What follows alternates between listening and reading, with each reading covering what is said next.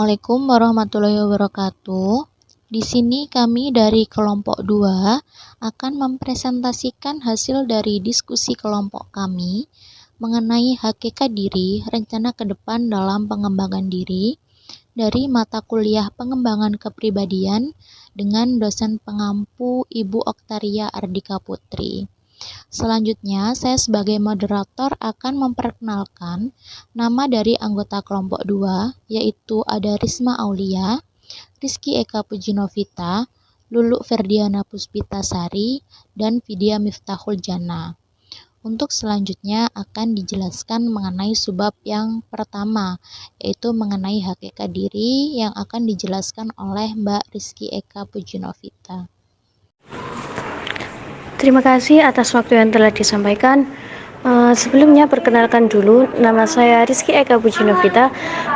Di sini kami akan membahas mengenai mengenal potensi diri dan kelemahan diri sendiri. Sebelum apa itu potensi diri, hendaknya kita mengetahui terlebih dahulu apakah itu hakikat diri.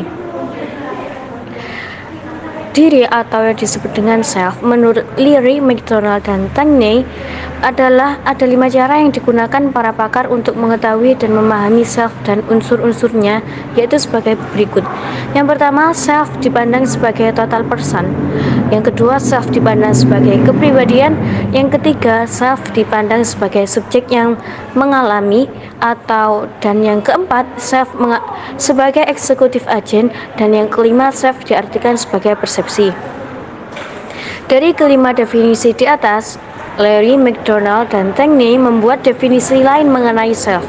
Menurut mereka, self atau diri adalah kelengkapan psikologis yang memungkinkan refleksi diri berpengaruh terhadap pengalaman kesadaran yang mendasari semua jenis persepsi, kepercayaan, dan perasaan tentang diri sendiri, serta yang memungkinkan seseorang untuk meregulasi perilakunya sendiri. Diri adalah semua ciri, jenis kelamin, pengalaman, sifat, latar belakang budaya, pendidikan, ataupun apapun itu yang melekat pada pribadi seseorang. Diri digambarkan sebagai sebuah proses mengetahui dan berpikir dengan sebuah subjek, the I, diri yang sadar dan aktif, dan sebuah objek, the me, diri yang disadari atau diri yang menjadi objek renungan kita.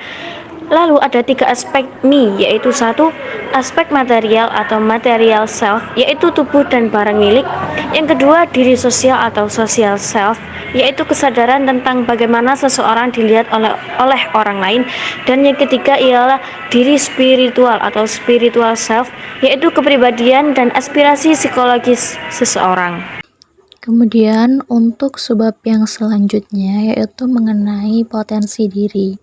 Jadi kata potensi itu berasal dari bahasa Inggris yang memiliki 2 arti kata. Yang pertama kesanggupan dan yang kedua kekuatan.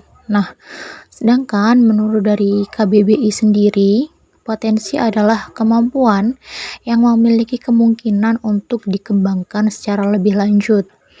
Secara sederhananya, potensi ini dapat diartikan sebagai sesuatu yang dapat dikembangkan.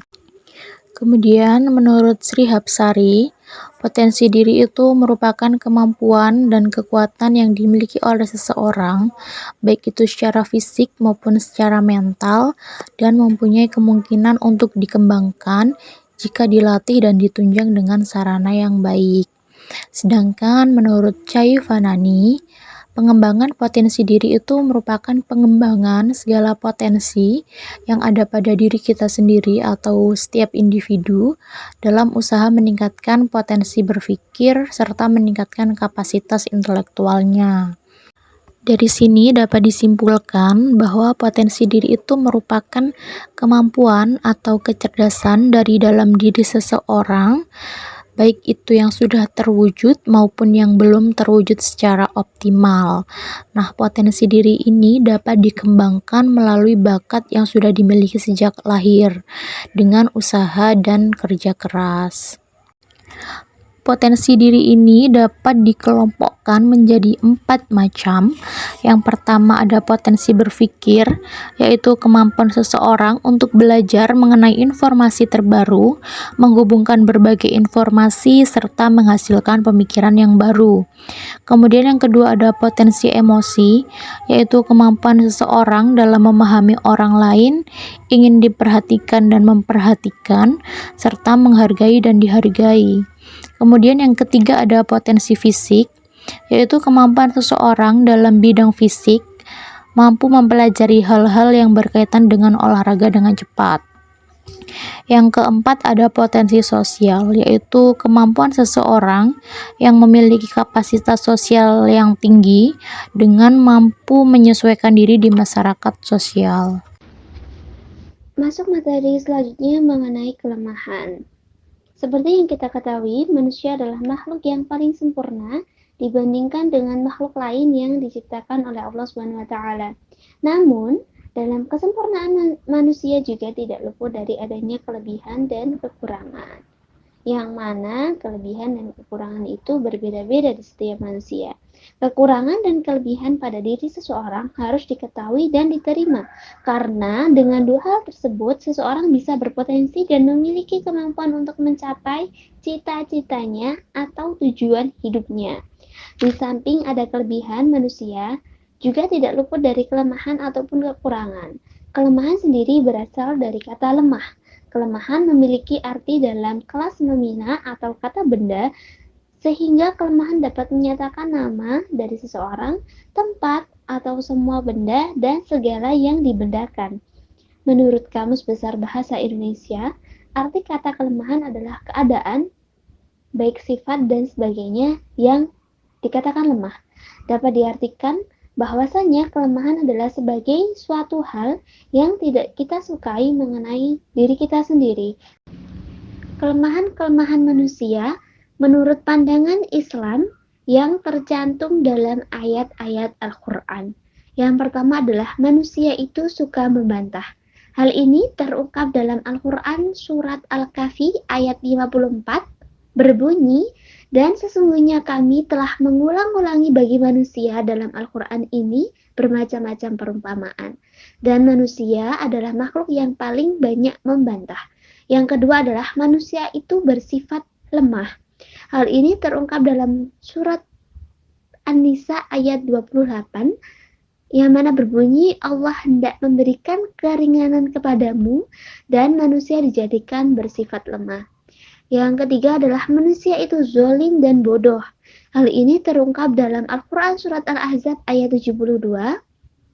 Berbunyi, sesungguhnya kami telah mengemukakan amanat kepada langit, bumi, dan gunung-gunung, maka semuanya enggan untuk memikul amanat itu, dan mereka khawatir akan mengkhianatinya.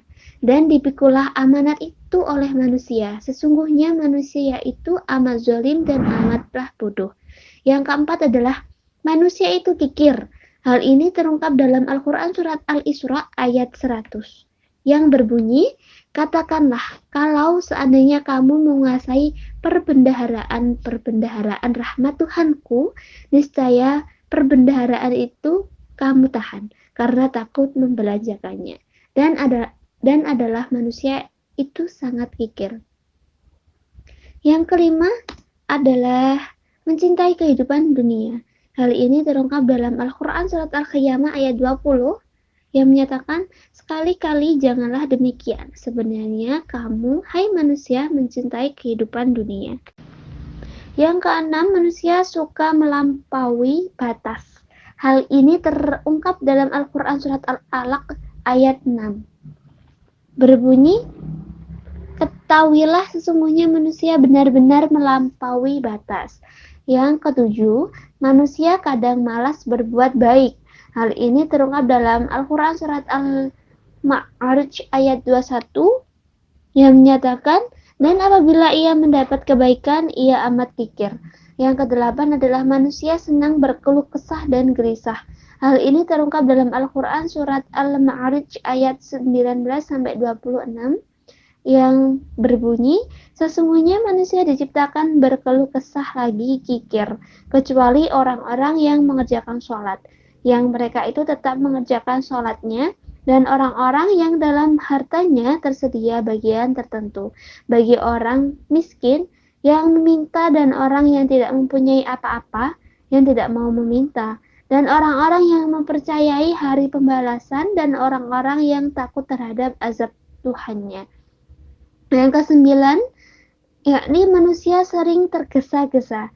Hal ini terungkap dalam Al-Quran surat Al-Anbiya ayat 37.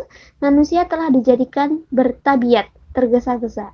Kelak akan aku perlihatkan kepadamu tanda-tanda azabku, maka janganlah kamu minta kepadaku mendatangkannya dengan segera. Setiap manusia akan memasuki tahap pengembangan segala potensi yang ada pada diri untuk meningkatkan potensi berpikir dan berkarya. Dan tahap dari setiap orang tidaklah sama. Namun, secara umum pengembangan diri dapat dilakukan dengan cara yang pertama, percaya pada kemampuan yang dimiliki. Ini merupakan syarat utama pengembangan diri, sebab tanpa percaya pada kemampuan yang dimiliki, kita akan ragu-ragu dalam segala tindakan. Bahkan, kadang-kadang dapat menyebabkan tidak berani berbuat apa-apa. Yang kedua, belajar dari pengalaman. Setiap pengalaman yang telah kita dapatkan adalah ilmu yang sangat penting dan tidak ternilai harganya. Yang ketiga, menghargai waktu. Salah satu keharusan dalam pengembangan diri adalah belajar bagaimana cara menggunakan waktu dengan baik dan bijaksana. Yang keempat, berusaha melihat dan mendengar untuk mendapatkan apa yang menjadi keinginan. Maksudnya adalah berinteraksi dengan banyak orang. Dengan berinteraksi, kita bisa mendapat banyak ilmu. Dari ilmu tersebut, kita mendapatkan bekal untuk mencapai impian. Yang kelima, menghargai diri sendiri dan orang lain. Cara menghargai diri sendiri yaitu dengan menghargai kekurangan dan kelebihan. Kalau kekurangan berarti kita harus berusaha memperbaikinya, sedangkan kalau kelebihan, kita harus bisa mengoptimalkan kelebihan tersebut. Barangkali kelebihan itu bisa mengantarkan kita dalam meraih apa yang kita inginkan. Begitu pula dengan keberadaan orang lain yang berada di sekitar kita. Kita harus menghargai mereka sebagai orang yang mendukung pengembangan diri kita. Yang keenam, adanya dorongan untuk berprestasi. Dorongan berprestasi merupakan hal yang sangat penting dalam hidup kita. Dengan adanya dorongan tersebut, diharapkan mampu melakukan kegiatan-kegiatan positif yang dapat mendukung pengembangan diri. Yang ketujuh adalah memecahkan suatu masalah. Ketika berada dalam situasi sulit, kita harus berusaha menghadapi masalah tersebut. Jangan sampai menghindari ataupun membiarkannya. Tips meraih kesuksesan. Ada 3 asas besar yang menopang kesuksesan seseorang dalam meraih keberhasilan dan kebahagiaan hidup. Asas tersebut yaitu, yang pertama, asas perbaikan diri. Caranya ya, memiliki keyakinan yang kuat, menjadi pribadi yang mudah memberi, memiliki keberanian untuk meyakinkan hal-hal yang tidak diinginkan, menjaga ucapannya. Yang kedua, asas cita-cita. Asas cita-cita ini adalah suatu usaha yang dilakukan untuk mewujudkan apa yang ingin dicapai. Ada 2 hal yang harus diketahui yaitu berkreasi sesuai dengan apa yang dicita-citakan, serta mampu membuat gambaran dengan jelas dalam pikiran mengenai hal-hal yang dicita-citakan. Yang ketiga, asas etos kerja. Ada 4 hal yang harus diketahui dalam menggali etos kerja, yaitu antusias yang tinggi, disiplin melakukan apa yang harus dilakukan tanpa menunda-nunda, dan yang terakhir adalah mempunyai kegigihan. Sekian presentasi dari kelompok 2. Semoga apa yang kami sampaikan dapat bermanfaat bagi teman-teman. Apabila ada salah kata dan salah pengucapan saat kami presentasi, kami mohon maaf yang sebesar-besarnya. Dari kami, wassalamualaikum warahmatullahi wabarakatuh.